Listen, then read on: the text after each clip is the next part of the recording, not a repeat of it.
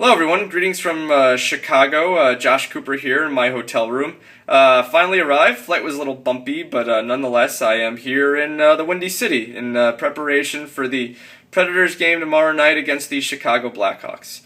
Some of the news that came out yesterday in regards to Nashville was obviously them saying they were going to have a busy summer. Nobody seems to be pretty satisfied with their season this year, not making the playoffs for the first time since 2008-09, and being under 500 for the first time since 2002-03.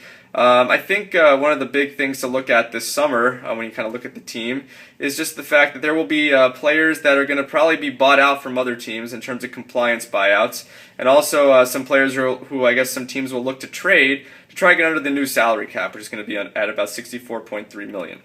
The Predators are well under this projected salary cap, and I think they'll probably be in some pretty good position to scoop in and pick up some of these guys. You'll probably have some better names than usual that maybe you wouldn't expect to be cut or traded.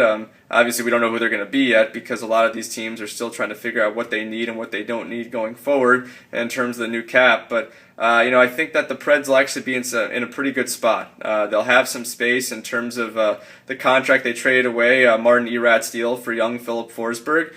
J.P. Dumont's contract, his buyout from a couple years ago, will also come off the books, as well as Brett Ledda's. So, I think that Nashville have some room to play with. And they may make a move or two, having a high pick in the draft as well. As of last night, the Preds were the 27th team out of 30 teams in the NHL, so they'll probably have a pretty high pick. Could bode well for this for Nashville in terms of trying to reinfuse their team with some more young talents. So, obviously this year there were a lot of problems with the team, offense being an issue, injuries as well, and just an inability to get some traction in terms of both offense and defense at the same time. But I think Nashville will have a pretty good chance to have a bit of a do-over this summer. We'll see what they do with it. If they don't make any moves, then they'll probably be in trouble. But if they do make some of the right decisions, then obviously they'll be going back in the right direction.